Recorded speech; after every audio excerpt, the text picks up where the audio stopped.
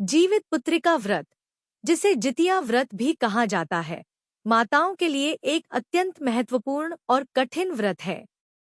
इस दिन माताएं अपने बच्चों की लंबी उम्र, स्वास्थ्य और खुशहाली के लिए उपवास रखती हैं।